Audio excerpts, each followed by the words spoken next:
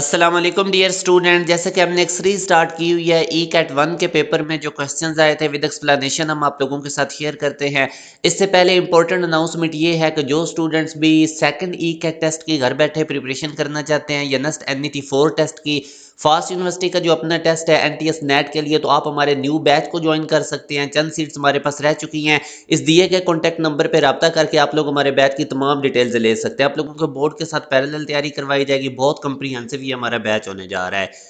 जिन students ने अभी तक हमारे व्हाट्सएप चैनल को फॉलो नहीं किया ज़रूर करें, क्योंकि इसके थ्रू आप लोगों को डिफरेंट यूनिवर्सिटीज़ की टेस्ट की डेट्स मिलती रहेंगी। अमूमन पता नहीं चलता, टेस्ट डेट्स गुजर जाती हैं, फिर उनमें अप्लाई कैसे करना है, टॉप यूनिवर्सिटीज़ के अंदर स्कॉलरशिप कैसे गेन करनी है। तो इस तरह की तमाम अपडेट्स आपको हमारे व्हाट्सएप चैनल के थ्रू मिलेंगी।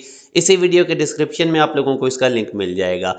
अब जैसे कि ये क्वेश्चन आया हुआ था ई कैट 1 में जो 2024 में हुआ है कि एक ट्रक है, उसका मैस है 1000 केजी और उसकी स्पीड है 20 मीटर पर सेकंड। वो पुल कर रहा है एक कार को जिसका मैस है 500 केजी एक रोप की हेल्प से। फिर वो रोप कहते हैं सडनली ब्रेक हो जाता है। What happens to the speed of the car, car की स्पीड को क्या होगा immediately after the rope breaks. तो ये इसमें बेसिकली की पॉइंट्स है, immediately after the rope break. तो अब हमें पता है कि ये बड़ा शॉर्ट सा इंटरवल ऑफ टाइम है कि मतलब जैसे ही वो रोप ब्रेक होगा तो उस वक्त वो 20 मीटर पर सेकंड की ही स्पीड से मूव करेगी जो कार होगी। अब उसकी रीज़न क्या है, बेसिकली पहले तो ट्रक जिस स्पीड से मूव कर रहा था डेफिनेटली कार भी उसी स्पीड से ही मूव कर रही है।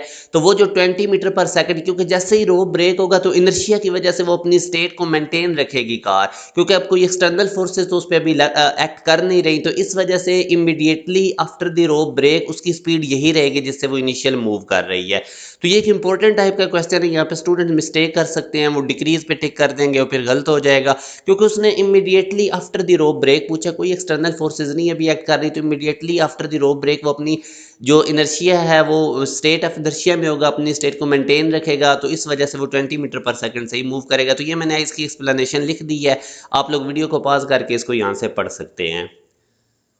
अब नेक्स्ट आगे क्वेश्चन देखें तो a ball is thrown upward with an initial velocity of 10 metre per second. एक बॉल है, उसको 10 मीटर पर सेकंड से अपवर्ड हमने थ्रो किया, इग्नोरिंग एयर रेजिस्टेंस इग्नोर कर दिया। What is the most likely speed of the ball just before it hits the ground.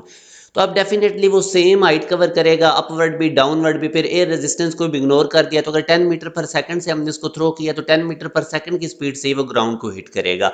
अब मैं आप लोगों को ये ज़रा मैथमेटिकल वर्क करके भी दिखा देता हूँ। पहले हम उसकी अपवर्ड मोशन लेते हैं। तो अगर मैं first equation of motion use करूँ तो उसकी मैक्सिमम हाइट पे जाके फाइनल वेलोसिटी 0 हो जाएगी और इनिशियल हम उसको किस वेलोसिटी से थ्रो कर रहे हैं 10 मीटर पर सेकंड। ऊपर जाते हुए हमें पता है कि ये माइनस जी होगा, क्योंकि फर्स्ट इक्वेशन में v f equal to v i plus g plus a t होता है, मगर अपवर्ड जाते हुए acceleration due to gravity minus g होगा। और साथ टाइम हम कैलकुलेट कर लेते हैं, ये माइनस 10t अगर आप लेफ्ट साइड पे भेजेंगे तो प्लस 10t हो जाएगा। 10 से कट के t 1 सेकंड आएगा। अब जैसे ही वो डाउनवर्ड मूव करेगा तो चूंकि एयर फ्रिक्शन तो अंदर है नहीं, तो वो टाइम उसको 1 सेकंड ही लगेगा ग्राउंड तक आने में। अब अगेन हम first equation of motion use करते हैं और यहाँ से अब हमें फाइनल वेलोसिटी चाहिए। अब चूंकि वो वर्टिकली डाउनवर्ड आएगा तो इनिशियल वेलोसिटी उसकी फाइनल मैक्सिमम हाइट वाले पॉइंट पे 0 होगी। तो इनिशियल वेलोसिटी हम 0 लेंगे, जी की जगह 10 पुट करेंगे, प्लस होगा क्योंकि डाउनवर्ड आ रहा है, टी हमने 1 निकाला। तो यूं आप देख सकते हैं कि फाइनल वेलोसिटी हमारे पास 10 मीटर पर सेकंड ही आएगी जिससे वो ग्राउंड को हिट करेगा। तो beta is the right answer. अब एक और क्वेश्चन है, दो फोर्सेज हैं, एक 10 न्यूटन की एक 4 न्यूटन की। वो कहता है which can not be the magnitude of the resultant force. इनमें से रिजल्टेंट फोर्स का मैग्नीट्यूड क्या नहीं हो सकता। तो अब अगर आप देखें तो इनका मैक्सिमम रिजल्टेंट कब होगा, जब ये दोनों पैरेलल होंगे तो वो 14 न्यूटन होगा। मिनिमम इनका रिजल्टेंट कब होगा, जब ये दोनों फोर्सेज एंटी पैरेलल होंगे। अब 10 में से 4 को माइनस करें तो 6 न्यूटन इनका मिनिमम रिजल्टेंट होगा। अब इनके रिजल्टेंट की रेंज बेटा हमारे पास 14 से 6 न्यूटन के दरमियान में। 14 न्यूटन इनका मैक्सिमम रिजल्टेंट है, 6 न्यूटन मिनिमम। ना तो 14 न्यूटन से बड़ा इनका रिजल्टेंट हो सकता है, ना ही 6 न्यूटन से कम हो सकता है, और इसके दरमियान में कोई भी हो सकता है। 14 और 6 न्यूटन, 7 8 9 10 11 12 13 न्यूटन के दरमियान में कोई भी इनका रिजल्टेंट हो सकता है। तो अब देखें इन दोनों का फोर्सेज का रिजल्टेंट 14 न्यूटन हो सकता है जब ये पैरेलल होंगे, 6 न्यूटन भी हो सकता है जब ये एंटी पैरेलल होंगे, और 10 न्यूटन भी हो सकता है क्योंकि वो इस रेंज के अंदर आ रहा है 14 न्यूटन और 6 न्यूटन के दरमियान में। जबकि सी ऑप्शन रॉन्ग आंसर है, ये इन दो फोर्सेज 10 न्यूटन और 4 न्यूटन का रिजल्टेंट नहीं हो सकता क्योंकि ये इनके रिजल्टेंट की रेंज में नहीं आ रहा। तो यूं हमारे पास सी इज द राइट आंसर। अब एक और क्वेश्चन देखें जिसमें वो कहता है दो रेजिस्टर हैं R1 and R2 have the following properties. Resistors R1 का cross sectional area 100 millimetre square है, R2 का 20 मिलीमीटर स्क्वायर है। Both resistors are made of the same material and have the same resistivity. जब material same है तो resistivity भी इनकी same होगी। The question asks for the ratio of their length, तो इनकी लेंथ की रेशियो क्या होगी। तो अब अगर आप इसका फार्मूला देखें रेजिस्टेंस का लेंथ की फॉर्म में, तो लेंथ के डायरेक्टली प्रोपोर्शनल लेंथ रेजिस्टेंस होती है एरिया के इनवर्सली। अब लेंथ ज़्यादा होगा तो डेफिनेटली एरिया भी ज़्यादा हो जाएगा। लेंथ और एरिया डिवाइड हो रहे हैं तो इनमें डायरेक्ट रिलेशन है।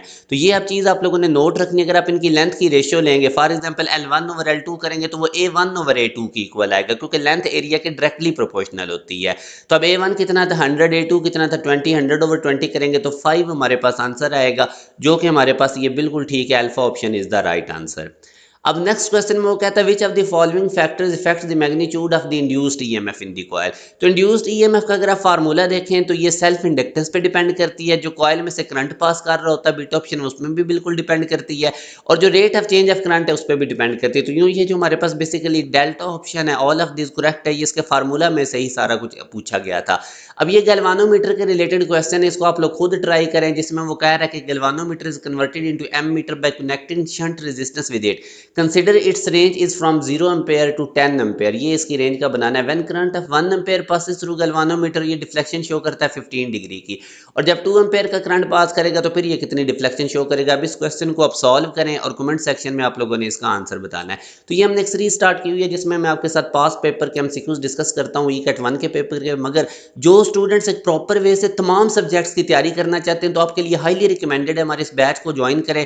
आप लोगों को 1.5-2 घंटे की क्लास में मैक्सिमम काम क्लास के अंदर करवाया जाता है। बहुत ज़्यादा ये हमारा कंप्रीहेंसिव बैच है जिसमें ना सिर्फ आपको ईकेट 2, NET4, NTS, नेट, फास्ट, तकरीबन हर यूनिवर्सिटी के एंट्री टेस्ट के लिए आप लोग इस बैच में प्रिपेयर हो जाएंगे। इस दिए गए कॉन्टैक्ट नंबर पर व्हाट्सएप करके आप लोग बैच की तमाम डिटेल्स ले सकते हैं, और जितना जल्दी हो सके आप लोग खुद को इसमें इनरोल करवा सकते हैं। अपना ख्याल रखिएगा। अल्लाह हाफिज़।